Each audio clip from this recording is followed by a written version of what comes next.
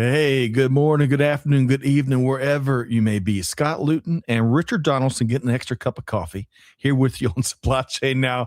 Welcome to today's live stream. Hey, Richard, how you doing today? Good morning, Scott. I'm awesome. Happy December, man. It's almost the end of the year. Can you believe it? I cannot believe it. I need some extra caffeine like you were sneaking in. It's been a very one for the record books. I'll just say one for the record books. Huh? Your take on that? Yes, I'm going to say this year, closing out this year, I think a lot of people are going to feel kind of the midpoint of the decade. It's going to be almost a sense of relief to let go of those last 5 years and look forward to the next 5 years.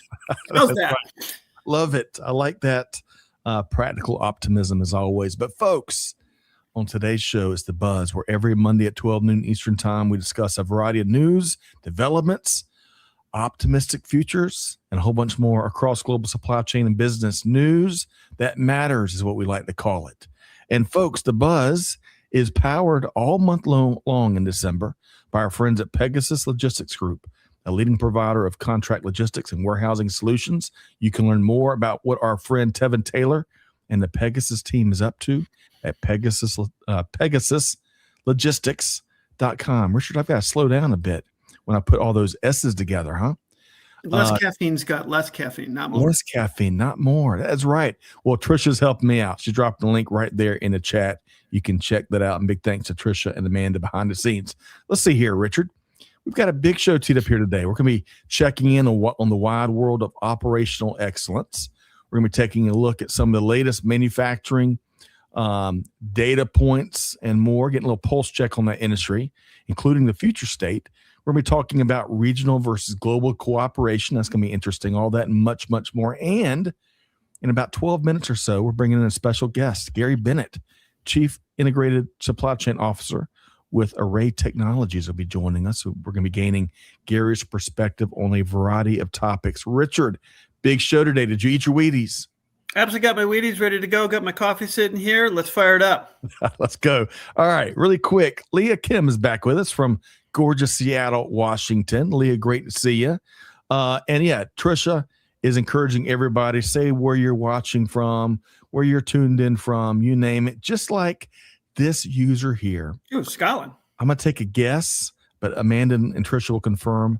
All the way from Scotland. Let us know. You're playing golf this morning or this afternoon maybe, but great to have you here today. Okay, Richard, let's see here. We got a lot to get into before Gary joins us. We got 4 things. Count them down. 4 things here on The Buzz, powered by Pegasus Logistics Group. First up, we had a great edition of With That Said over the weekend, Richard. Let's see. We led off with a bit of a recap of our participation in the 41st annual AME International Conference in St. Louis. That's me and AME CEO Kim Humphreys right there. So AME has been around a long time, serves some 4,000 members around the world, and is laser focused, Richard, on operational excellence. Now, at its core, AME's got a really solid manufacturing component to its organization, but really it has members and speakers from across industries. They're seeing a growing contingent from healthcare, which is great to hear. All sectors need to find ways to continuously improve and innovate, right? So it's a universal thing. So we included some great nuggets in With That Said from a variety of friends and industry dynamos. My buddy and lean guru Mark Preston said this: help your suppliers win, and you're going to win too. The best organizations share their lean playbook with their suppliers so everyone gets stronger together. Love that. Cindy Hines with A.O. Smith made a great point here when she said, people stay quiet because we train them to. Your team already sees the problems. If they're not speaking up, that's a cultural issue, not a talent issue. Great point. And then finally, our friend and dynamo Billy Ray Taylor. Richard, I think you met Billy Ray before. He serves as chair of the AME board, and he shared a great nugget here. If we're too proud to learn from others, we are the bottleneck. Leaders who cling to being the smartest in the room slow everything down. Folks, we included all that and more in the links to the actual video interviews with 6 great people. We've got resources, live events, a whole bunch more in this edition of With That Said. All right, so Richard, did you get a chance to take a look at our newsletter over the weekend? Absolutely, Scott. And so, and actually, I'm going to put you, let me flip it around a little bit here, because one of the things I have is, I saw it in AME, great discussions, lean. I love the collaboration. You talked about earlier pre-show about how collaboration indexes are now kind of a thing. This is like the open source mentality. So it's just kind of filtering in here. But the thing that I want to ask about is, and you know where this is coming from, circular. Oh. Just in the overall temperament and just even data points and talking points was connecting that back into circular supply chains now. And I'm curious as to why that was so glaringly missed in all of the review of everything.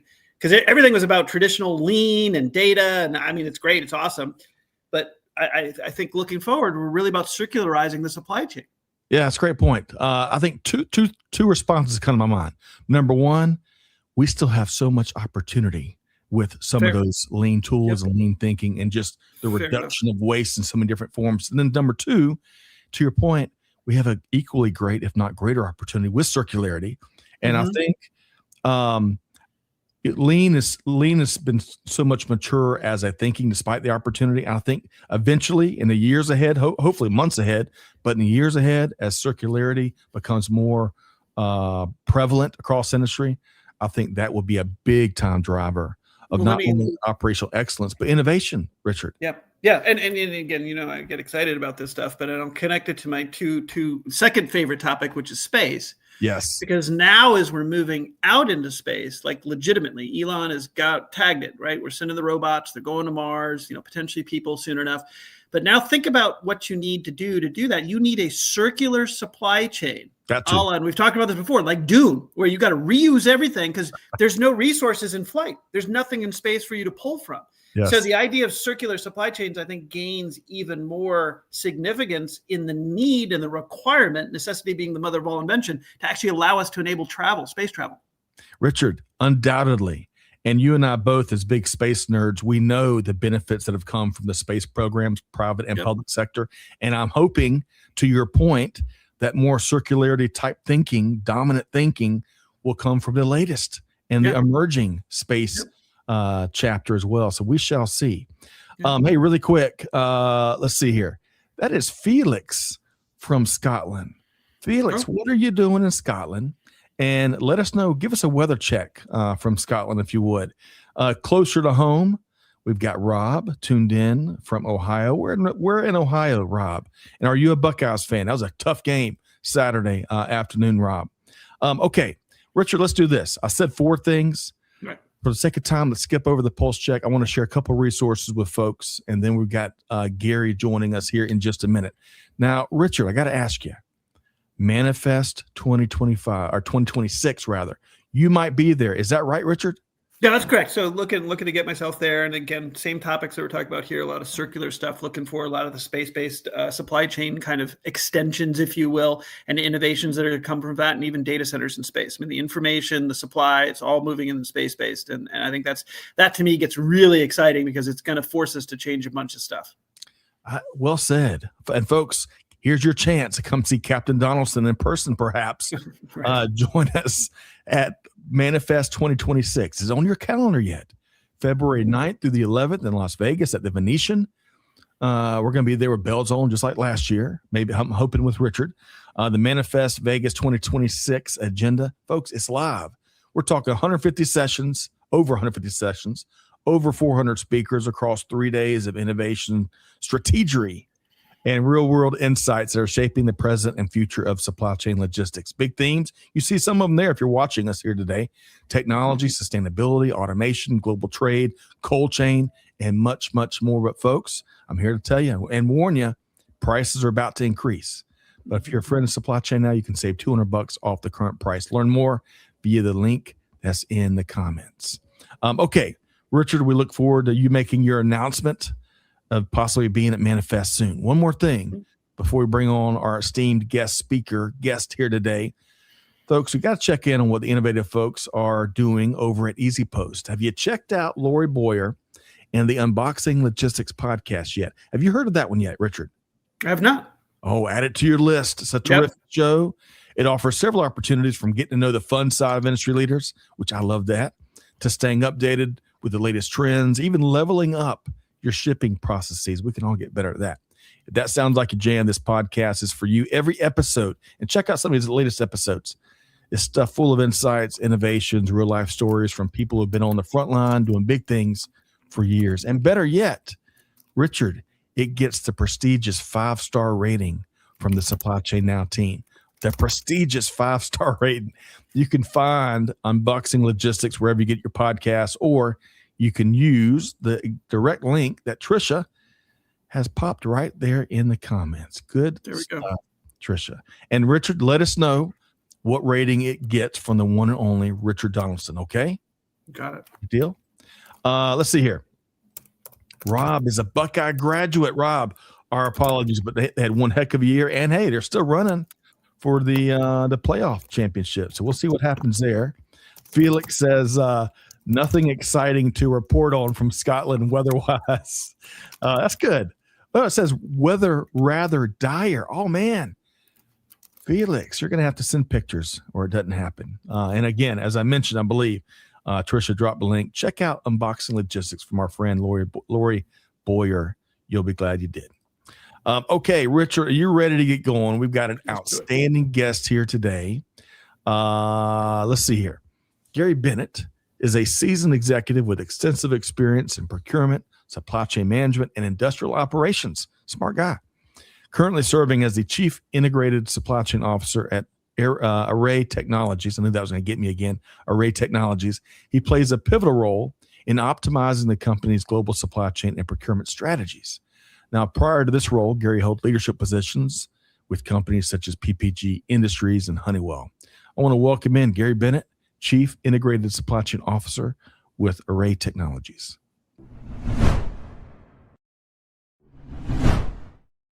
Hey, Gary, how you doing? Good afternoon. I'm doing well, Scott. How are you? Welcome to The Buzz, powered by Logistics. Richard, we've been looking forward to this one, huh? Absolutely, Gary. Looking forward to it. Exciting times, Richard, for sure. It is. All right. So I got a fun warm-up question for you both. And last time I posed this question was on a team call about 2 years ago, and I'm still recovering from the fisticuffs that emerged from this tough question. But first, I'm going to tie it back to a little anecdote here, right?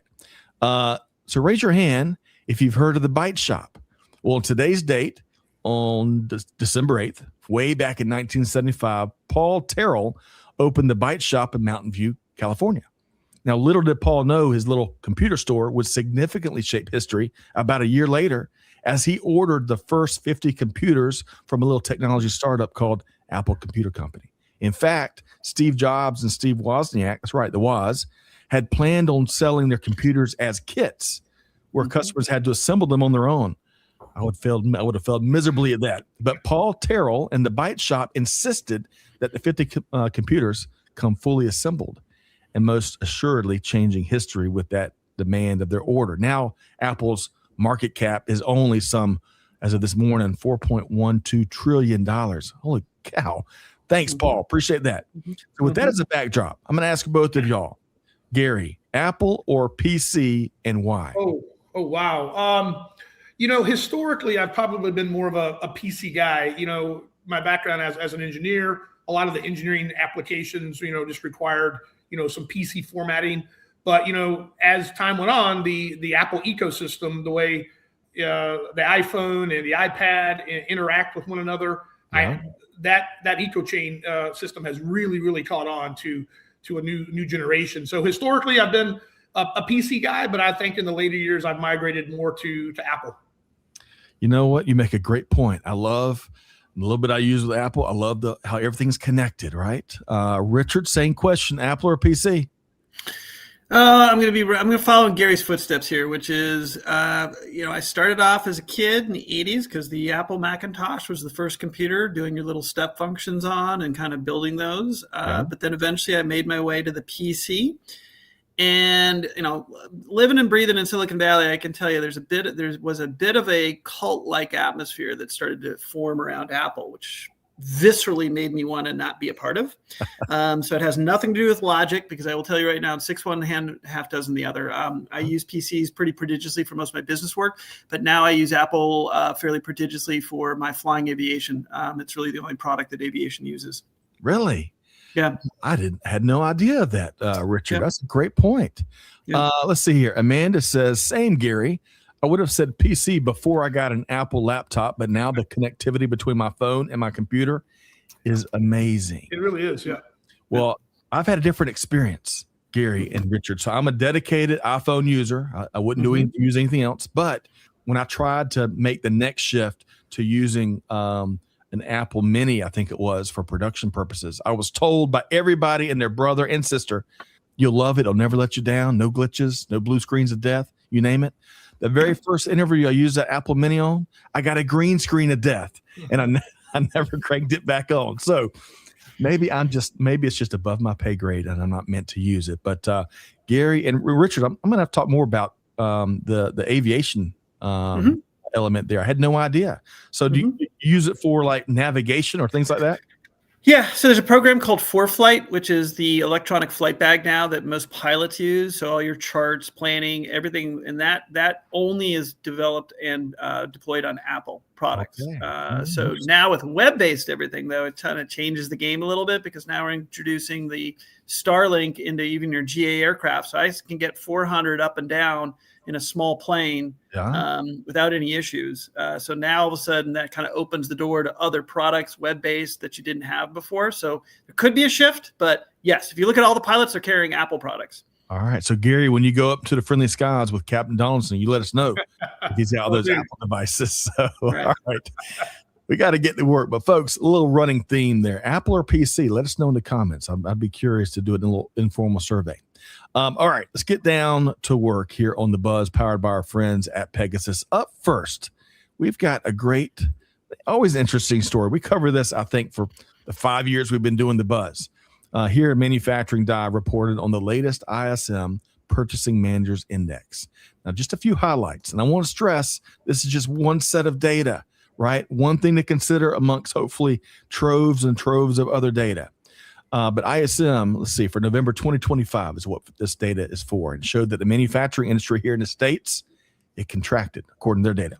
In fact, the November reading came in more sluggish than October's, suggesting that activity in the sector has further decreased. The main culprits were decreases in new orders, deliveries, and employment. And in the broader sense, many manufacturers report plenty of uncertainty hanging around, especially with the tentative nature of trade policy and tariffs. Now, again, one set of data points to consider.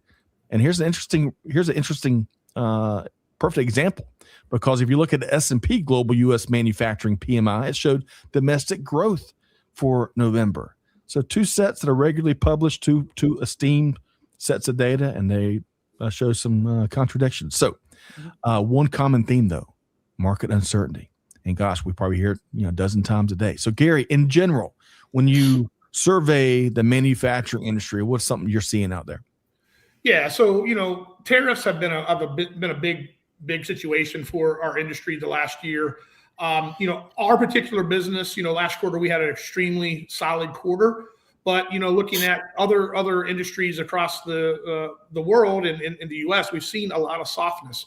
A lot of the companies that we are our supply chain partners, we're really busy, but others within that supply chain are not as busy. So we are seeing some softness, not only in the US, but also globally. That's right. Good stuff, Gary. And by the way, Trish has dropped a link to that article right there. Y'all check it out. Don't take our word for it. Richard, your thoughts? So I think, kind of picking up on what Gary's saying, one of the things about tariffs that I find interesting is that although it manifests in an economic discussion, I think the point of tariffs was more political from the onset. So I kind of create a little bit of separation there. It was sort of a leverage point for me in economic discussions between entities. So I think they're going to go away, and the overall uncertainty that people talk about, I think, is going to give way to the inevitability of just almost a perpetual demand, right? We might have some ebbs and flows, but I'm looking forward right now, and I'm sitting here saying, with all the things that are going on in the world, we're still plowing ahead with adding, about 60 million net new souls per year. That number's going up, right? And that's based on 8 billion people. And I keep pointing out, 100 years ago it was 2 billion. Now it's at 8 billion. So the demand is perpetually growing. Therefore, you will have continuous demand, right? Until you literally flatten the population curve, which ain't going to happen anytime soon, I don't think. I think that to me is sort of the bellwether that, we'll have these ebbs and flows. right? Yeah. But at the end of the day, it'll normalize out, and it's just like the stock market. Look at anything else. Look at real estate. Everything's gone up over the course of decades, and we'll still continue that trend for some time. Yeah. Richard, good stuff. And economic conversations. I hope to be part of one day. I never get invited to those types of conversations, Richard. We got to change that next year. Yeah, absolutely. What's a part of supply chain? Why wouldn't it be? I'm only kidding. I'll tell you what, Right. Economics was not my favorite subject in college, Gary. Was it yours? I did enjoy economics. Yeah. So Yeah. I've always been, tuned to the economic policies and theories. So yeah. Okay. It's just me. I got kicked out of a lot of those classes. All right. Well, let's dive a little bit deeper into the manufacturing industry. There's a great story from our friend Marina Mayer, one of our faves over at Supply and Demand Chain Executive. And let me share the right graphic here. She's sharing her take on the Deloitte report that identifies 5 trends that are predicted to reshape the manufacturing industry in 2026. Now, they are in no particular order here, right? Number 1, investment in smart manufacturing and operations. 2, new digital tools to offer transformative solutions. 3, new incentives. A data center boom and continued demand for semiconductors could drive investment and growth. 4, agentic aftermarket services could transform the customer experience. Already seen some of that. And 5, an adaptive workforce planning framework that could help address uncertainty and increasing skill requirements. On that latter point, upskilling the workforce should be a big priority now and next year for sure in every industry. So Gary, in light of those trends or any others that you're seeing, your thoughts on next year in manufacturing? Yeah, so it's exciting times, and probably all of those trends you just mentioned, touch our business directly. The use of AI and just the power that's needed to supply AI. Solar's taken a big role in that, but also just from a supply chain perspective, the amount of AI tools that are going to revolutionize our ability to optimize logistics, our demand planning, our entire manufacturing process is going to be huge. And so 2026 is a big year for us to implement more digital tools across our enterprise. And so we're super excited about where the future is going. We are too. And Richard, you and I have talked about this 1,000 times. Mm-hmm. And for folks that want to learn new things, right, and willing to go there, kind of get out of that comfort zone, there's going to be so many opportunities, right, to upskill and apply and promotions, new roles, you name it. But if you like doing the same thing every hour, every day, it's going to be tougher times maybe. But Richard, your thoughts on 2026 trends in manufacturing? So I'm going to piggyback yet again on Gary's comments, right? And focus in on all 5 things, Scott, have a common theme underneath them all, which is technology driven. Every single one that you mentioned in that, right, in Deloitte is, kind of missing the theme here, which is the technification is still something that's happening. So whether it's AI, data centers, chips, all's driven by the propagation of technology. More and more data centers now we're going into space-based, right? AI is going to start looking at the data when we connect to the entire supply chain and circularize it, right? To the point where we're really focusing on how much net new virgin material are we extracting, refining, manufacturing versus reusing, which I think is the trend that's going to move. So I think technology is still the underlying theme that's going to be driving everything that we talk about in pretty much every facet of life, from medicine to supply chain to everything.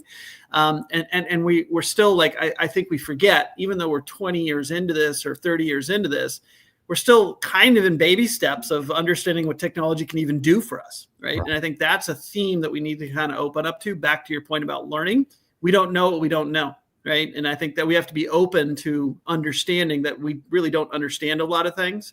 And it's going to become more and more apparent when we get technology tools to help augment our insights into those. And we need to be open to make those changes. Richard, well said. And that's the thing you can count on, in addition to death, tariffs. Yes. And we don't know what we don't know. That will always be the case. And it's so amazing as we sit here in 2025, we're probably all marveling at what technology is doing today. And we don't even have an inkling of the incredible things to be done just next year, much less 2030. By the way, and we're going to talk about energy. Energy was mentioned in this article. I'll pop it back up here.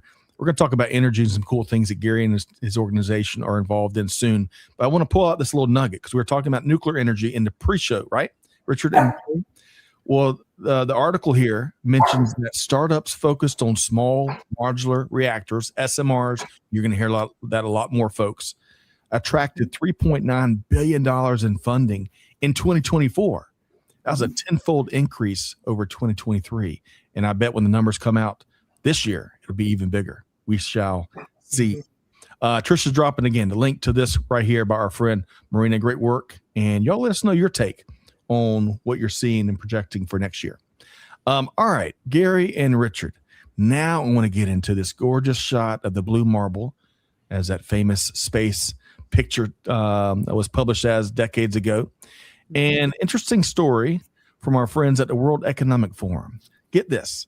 The Global Cooperation Barometer 2026 is set to be released in January. It provides a data-driven overview of the state of international cooperation, examining key trends across multiple domains. Now, it's too much to cover in a couple of minutes here. Those domains are pretty deep, and I think there's 41 trends they track.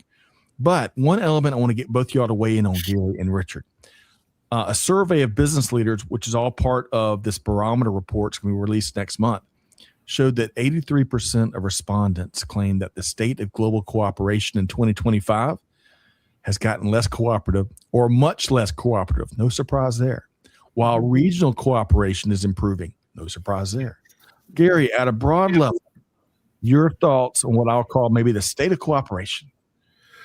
Yeah, so looking at our business, so we're a multinational company. We have supply chain partners all over the globe, but a big part of our business is U.S. based, and we have definitely onshored or regionalized our supply chain, and so we definitely see a lot more interaction with our regional partners and a lot less influence from a global perspective or a long supply chain perspective on our projects that are focused in the U.S. And so we do see a lot more regional and even onshoring and domestic supply chains than we did just a year ago. Right. That's right. Richard, your perspective on the state of cooperation. I think it's an interesting survey when, again, I'm going to take the technology backdrop and go back to your original post when we started the show, looking at the Apple Byte store, right? Yep. So back then you had two mindsets of closed source software development, both at Apple and at the PC world, right? Until this Linus Torvald guy showed up and decided to open source everything. And what won? I mean, we all know the answer to that. It was collaborative development. And I just don't understand why yet we don't apply that to just about everything. Yeah. So I actually look back in the survey and go, well, okay, this is interesting, but at the same time, we kind of know that collaboration is a way to win and has a winning strategy, as proven through everything that technology does today is driven off of open source for the most part. Closed source didn't win.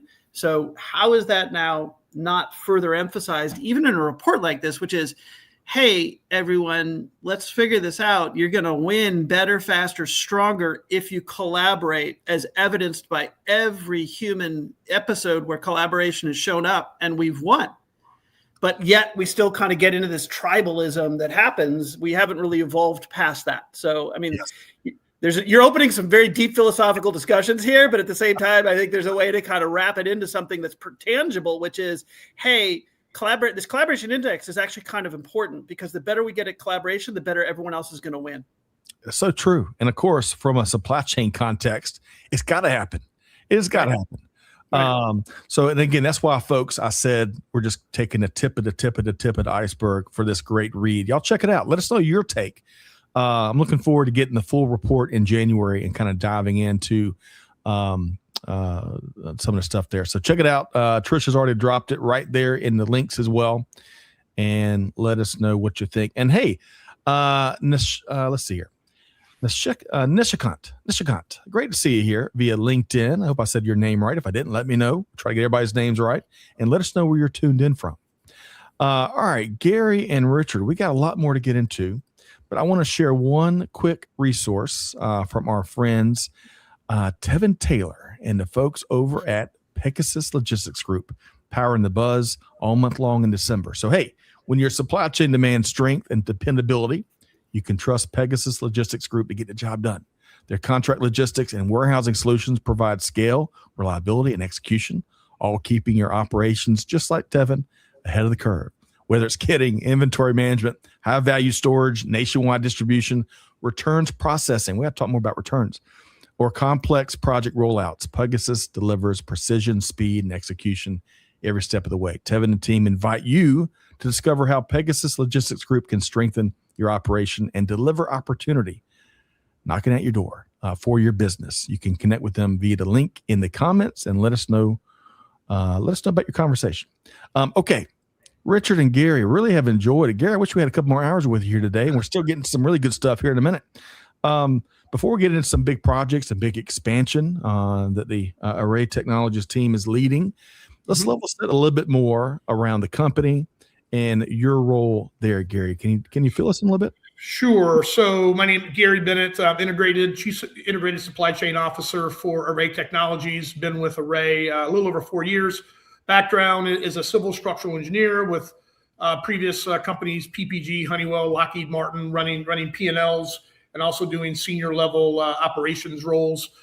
Array Technologies is a publicly traded company. We're listed on the NASDAQ. We're approximately 30 years old.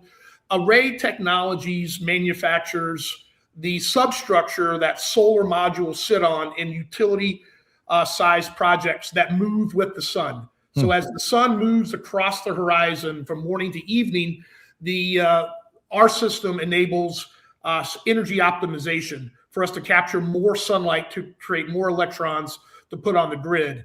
And so we're based officially in Albuquerque, New Mexico, but we're a global organization. We have teams in the U.S. We have offices in Europe, South America. We do a lot of work in Australia. So we're truly a multinational organization. And I have to say, I think I have the best job in the world. Array, the culture at Array, the organization is the best. And so every day is a new challenge, but it never gets bored. And you look at 2026 and all the things that we don't know, that's what makes it super exciting to get up every day, because there's new challenges, and my team does a great job, and we hit the ground running every single day. Well, you got to keep up with the sun, Gary. I tell you, you had me at that. Follow the sun. Follow the sun. That's what we say. Richard, that is, he's kind of blown me away there. It's a very unique company. What'd you hear there, Richard? So I heard a number of things. I mean, one, you got a great company that's in the middle of what I would argue is, of all the renewables, the one that has obviously started to really kind of stand the test of time is solar. So right place, right renewables, and I think it's exciting times even. And I even think about it, you can go back to my favorite of space travel, right? I mean, what's the easiest resource in space to draw on is the energy of a star. And ironically, I can make this connection. 3i Atlas, of all things, random plug there, going around the sun. One of the theories was it was recharging using the sun potentially as it wrapped around the sun. So there's something about solar energy that even in a cosmic level and solar system level that has relevance to even what Musk is doing, what we're doing on Mars. I know the first projects on Mars are all going to be solar based as energy, because we don't know what energy resources are available there.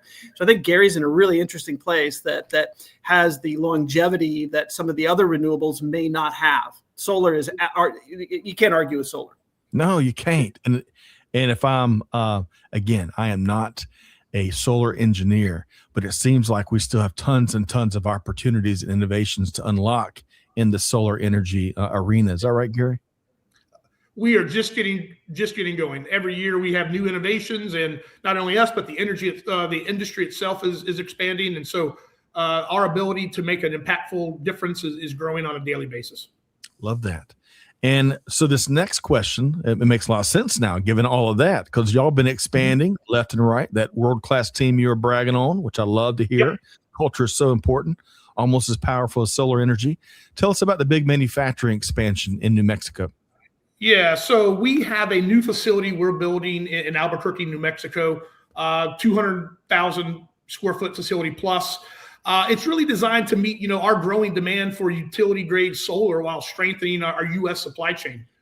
As we manufacture items closer to our project sites in the U.S., we reduce shipping costs and logistics variability. We reduce lead times, and we just overall streamline logistics. It also gives us, tighter control over production schedules, quality inventory. That's incredibly important to an industry where delays can impact a project's tax implications. And Right. so our ability to really reduce variability and serve our customers in the U.S. is huge. And so we're super excited about the new facility in Albuquerque. It'll come online sometime in Q1 of 2026. All right, Richard. It sounds like there's lots to celebrate there at the Array huge Technologies projects. team. Yeah. Yep. Huge projects. And Gary, just a clarification question, and it's both for me and I guess for the audience as well too. I think a lot of people think solar panels, it's the first thing that comes to mind, which is not what you guys do, right? And so just for a point of clarification, how does that differentiate with Array? Yeah, so obviously solar panels we're all part of the same value chain, but for us to optimize the utility size solar, and when I say utility size solar, we're doing large projects, up to a gigawatt project or larger. That's enough electricity to power entire cities across the U.S. And so we do the substructure, the steel and aluminum components that those modules sit on, that enables them to track the sun, which increases the output, which further enables utilities to solve some of their energy concerns or problems that they're looking at around high growth. How do you get new electrons on the grid faster? Well, solar is the answer. We're the fastest and cheapest methodology to bring on large volumes of electrons onto the grid in the shortest amount of time. Gotcha. Man. Okay, all that sounds like a bunch of good news to me. I got a question though for you. Aside from the innovative energy component, what you're sharing, right? Manufacturing expansion. What's some inside baseball here? What is one of the often overlooked challenges as it relates to standing up new major manufacturing investments here in the U.S.? Well, one of the things you talked about, uncertainty. In the current political environment, policy uncertainty is a major challenge. When we're making multi-year investment decisions, we would like to see policy have some consistency versus making an investment and then something changing just a few months later that would negate that investment. Obviously, additional tariffs are a big one. In some cases, the case for domestic manufacturing is really compelling. We're a big fan of domestication, and Array Technologies has, been one of the first to really develop a purely domestic U.S.-based supply chain. And so as we look at projects in the U.S., domestication was big. Some of the tax benefits for us as a manufacturer, some of the 45X tax benefits have remained, which is good news in the big beautiful bill. But some of the incentives for our customers have went away. And so navigating this scenario it's been challenging, right? Because we're in such a dynamic environment around tariffs and around the big beautiful bill and tax incentives and what's in and what's out. But at the end of the day, solar's value proposition is so incredibly compelling. It puts electrons on the grid really fast in a really cost-effective manner. And so we're super excited about now, and 2026 should be a really, really, really good year for us as well. Gary, I love it. I'll tell you, we're setting records here. We have never uttered the word electron on any Supply Chain Now show in its history. So thank you for bringing that to us, Gary.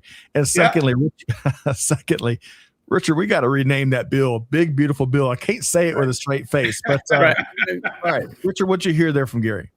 So I heard a lot of things, but I'm going to kind of step on the gas here a little bit and ask Gary about, because he's got such an interesting view at this wholesale level of solar being consumed by the world, right? And so really kind of take a flip the script a little bit and say, like, who's not using solar now? Like when I look out forward and I say to myself, of all the renewables, and I'm a big fan of renewables, big fan of energy, but a big fan of nuclear as well too, full disclosure, because I view that actually as a quasi-renewable energy. However, with solar, I mean, again, like I said, with space, that's how we power our vehicles. It's how we're going to power stuff on Mars. Who's left on this planet that's not using solar? Yeah, we feel that solar has such a unique value driver and proposition, but the overall solution is all of the above. You mentioned mini nukes and other forms of electricity. At the end of the day, energy demand is rising. Whether it's from AI applications or just various population growths in certain regions, and so you got to get electrons on the grid fast, and so I would say most people are looking at solar. The economics of solar, the feasibility of solar is very compelling. And as a result, I would say most utilities are looking to really expand using solar. They're looking at other methodologies as well, but solar is such a value-driven opportunity. I think most individuals are looking at solar as well. So I was just this is a great segue to this next question, a little anecdote with y'all both. I want to pop this graphic up here because I had an outstanding time at the Innovation Summit North America 2025, which was hosted by a great company called Schneider Electric, right? One of the big themes is just what y'all both are talking about, surging energy demand. Gary, you mentioned gigawatts earlier. I think 1 gigawatt hour can power about 750,000 homes, that community you're talking about. That's rough math. Lots of moving pieces there, but to give you a figure what we mean by gigawatt, U.S. is going to have to find some 200 gigawatts of new energy capacity by 2030, and I bet that's conservative. AI is driving a big part of that demand, as you see here from Amr Paul, who with Schneider Electric, who shared that data centers consume about 4.4% of U.S. electricity. That figure is going to at least double and may even triple by 2028. That is unbelievable. Now, I'm hoping, kind of along the lines of what we're talking about here, renewables and new nuclear energy can be bigger sources of power supply in the months ahead. We still have lots of big coal-fired power plants here in Georgia, our neck of the woods. We reported on that a couple months ago. Gary, on the good news side of this, you've got a big time, I think you've referenced it earlier, big time solar energy project that you're playing a critical role in. Can you expound a little bit more on that, Gary? Yeah, so we have a variety of big applications going, but one thing that we're in particular very proud of is that we're now offering a 100% domestic tracker as it's defined by Treasury. We're working on a 200 megawatt project here in the U.S. It really highlights our ability to reshore supply chain and really create jobs in the communities where we operate.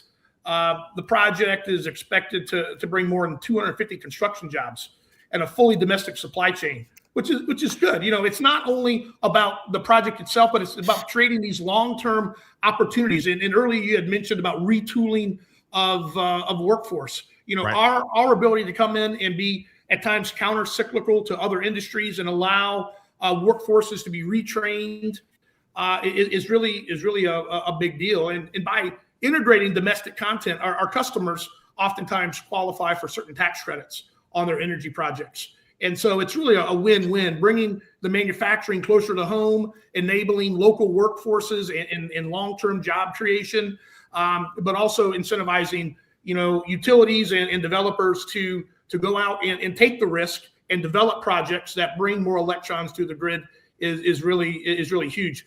Us achieving 100% domestic content, it required deep coordination with our U.S. suppliers. We had to do significant onshoring and capital expansions with our supply chain partners, and we're super proud of what we've done, and really think that we're just now getting going in the future.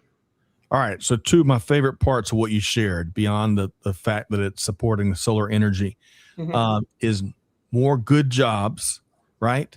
And then more good business for all those suppliers out there. That is terrific. Richard, what'd you hear there about the big beautiful solar energy project that Gary's supporting? Well, I think Gary's just in a really unique position to be at the forefront of one of the energy collection and distribution methodologies, solar, that is going to be omnipresent, even back to the original slide around electrical consumption and demand going up, right? Driven. I know the slide is conveying data centers, but that's also why I threw a link in there, because I always like to offset that with the actual energy demand, although spiking globally, is fairly consistent, right? And data centers, in fact, I would always argue, and I've always argued since I've been in the industry, that for every watt of energy that a data center is consuming, you're probably cleaning off 10 to 20 watts of superfluous power. And the efficiency gains are never the second part of the story. Then people are always like, oh, it's 3%, 4%, 5%. Okay. But it also netted out 20% reduction in overall other wasted energy consumption. So that's one. Two, though, to focus on Gary with solar and here is one, omnipresent and I think the innovation has been great, but where I kind of want to kind of segue into and open potentially a question here is with all this energy effort and development that's going on, is what are the big wins that are coming in solar? Because it's always been about we can always be better at capturing energy, refining it, and putting those electrons on the grid. So whether it's the capture side of it, whether it's the quasi refinement side of it, or whether it's the actual pushing the electrons onto the grid, if those are the three components, Gary's in a very unique position to be in a place that, solar optimization is going to be happening for a long, long time. And I think it's a key component to all energy. And I'd love to even see his thoughts on what innovations are coming in solar that people should be aware of, because I think that's going to drive a lot of the demand even further. Yeah. Gary, any thoughts there? Yeah, we have a lot of exciting projects, whether it's, the use of robotics to install solar modules, use of robotics to clean solar modules from a long-term O&M perspective, the means and methods and the new technologies that we're looking at just, now, just a few years ago seemed like they were something out of a science fiction novel. And so the amount of R&D and development that we're doing now that's going to be deployed in 26 and 27 is really amazing. And so it's super exciting times with new innovation and new methodologies for bringing more efficiency to the marketplace. So we're so incredibly thrilled. I can tell, Gary. I can tell you love it. And that is always a great thing when you talk with someone, interview somebody that just loves what they do. Richard, you had I can tell you were about to add one more. You know it, man. You can see my lips pursing a little bit where I'm fighting the urge to say or question anything, but I can't help myself. Gary, so the question that's just I'm dying to ask is, and you may not know the answer to this, but have there been studies yet on the effects our atmosphere has on the degradation of solar energy that we can collect in atmosphere versus outside of the atmosphere? So if I've got a solar panel on a satellite and it's collecting directly from the sun, do I have better energy production from that because of the filtration that occurs in our own atmosphere? Interesting. So I don't know the answer to it, Richard, but it does make sense. As you come through our atmosphere, there's definitely multiple layers that particularly could filter out some of the energy, but I'm not an expert in that space. Okay. Okay. We were talking in the green room, and I bet this is where the question stems from, Richard and Gary. We were talking about Jeff Bezos. Yes. Talking about having solar powered data centers in low Earth orbit, where, again, not an energy engineer, but where the purest form of sunshine, there might be a higher quality level and more powerful level of energy, perhaps. Richard, is that right? Yeah, exactly. And that's kind of where my brain's going. We also mentioned Sam Altman as just you think of him, you think of AI, but because of the drive of AI and the need for data centers, he's actually now talking about buying a space rocket company to actually go put up data centers to feed his AI machine. So I'm sitting here going, okay, well, we already got data centers in the sky. We just call them satellites. We just don't think of it that way. Right. So we know how to be self-sufficient. I mean, hell, we got signals coming back from Voyager, from God's sakes, that was built in that original byte shop back in the 80s that's still sending it back from, how many light years away. So it's like we can build things that can withstand and collect energy and be self-sustaining. So I think that's going to get tripled down here in the very near future. And that, to me, is super exciting with everything we're doing. Agreed. If we only could figure out what went into Roman concrete, we'd be right. That's the last big mystery. Anyway, a lot of good stuff, Richard and Gary, and we're going to have to continue our space supply chain series, Richard. We'll work on that later. Okay, we're got a fast and furious finish here with Gary Bennett and Richard Donaldson. I got about 10 minutes ago here on the Buzz. Folks, want to hear from you. Let us know. I bet you've got a question about the solar energy or space or great companies that are hiring, you name it. And Gary, by the way, before we leave Array Technologies, I bet you are looking to hire some folks. You direct people to the website. Is that the case, Gary?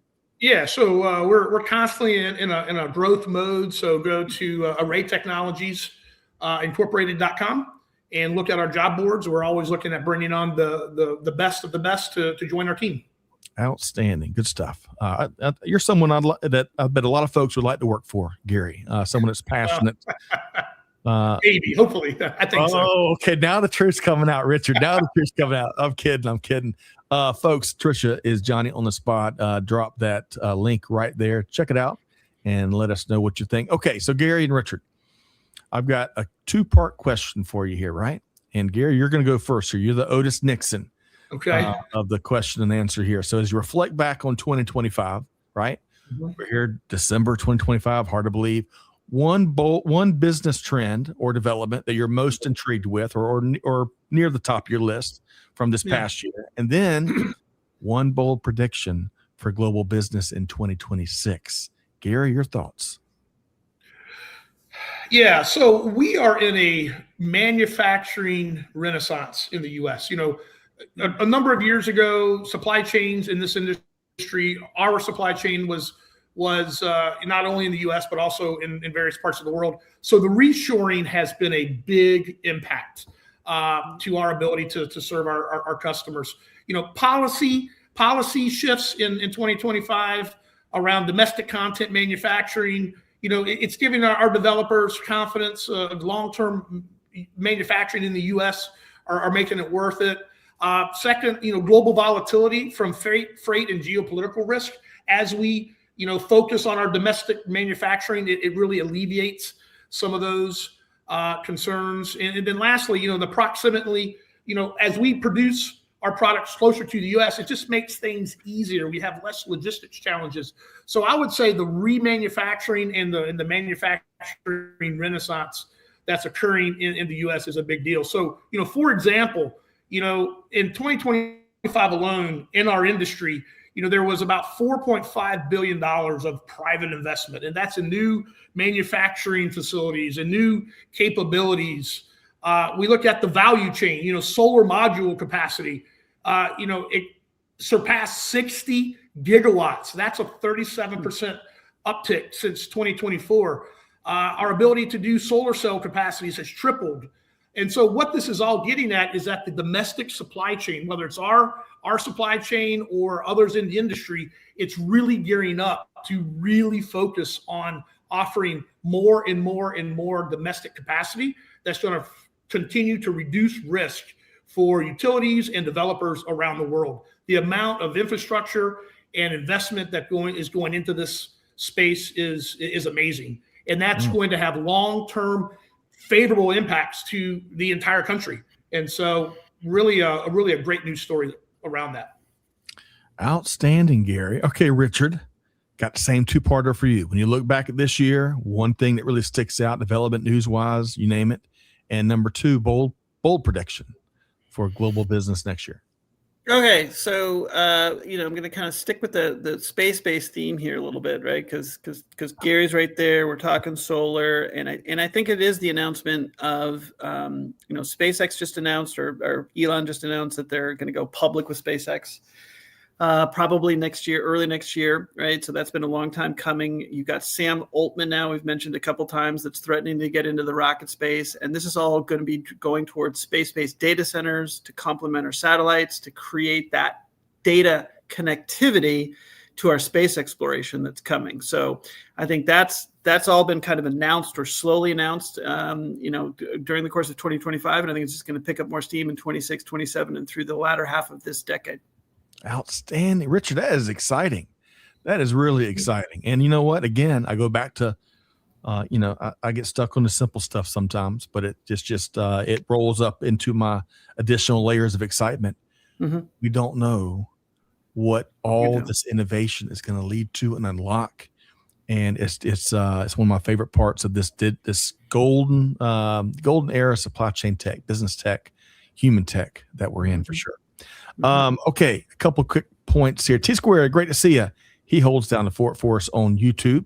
Says this was good nourishment here. Leveraging solar is a slowly adapted must for many, especially folks with cogen plans. I'm going to say cogeneration, maybe with traditional and maybe renewable.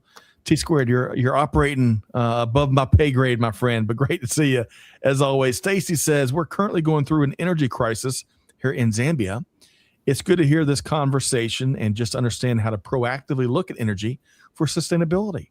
Stacy, I hope y'all have some breakthrough moments soon. I know they're coming right around the corner, and great to see you here today. Okay, Richard, we've covered a lot of ground here with Gary Bennett. We needed a bonus hour, but we'll have them back for sure. If you had one patented key takeaway to share from this wide-ranging discussion with Gary Bennett and you and me, what would that thing be, Richard? Easy. Solar energy, folks. Pay attention to it. Stay in the middle of it. Array technology is going to be driving it. I mean, this is, again, with all the playing that we've done, and we do need to experiment a lot, right? Whether it's wind, whether it's gravitational, whether it's maritime. I mean, all these quote renewable energies, the one that has stood literally the test of time is solar, right? So stars do make the universe grow and glow. And in this case, that's all we're kind of tripling and quadrupling down on. I think Gary's just in the middle of something that I think is going to have, he talks about a manufacturing renaissance. I think solar is going to have its own renaissance over the next 5 years because it is the emerging winner of the renewable races over the last 30 years, in my opinion. Wow. Okay. That's high praise on solar industry from one Richard Donaldson, Captain Donaldson. And folks, I would just add to Richard's great perspective, keep your eye on SMRs, those small modular reactors. You're going to see tons of applications that are being reported about now, tried now, and new applications coming soon. All right, Gary, great to have you here. How can folks connect with you and Array Technologies? Yeah, best way to connect with me is via LinkedIn. So I'm very active on LinkedIn. I can list my login. We got you right here, Gary. We got you. Just like that. Just like that. How about that, man?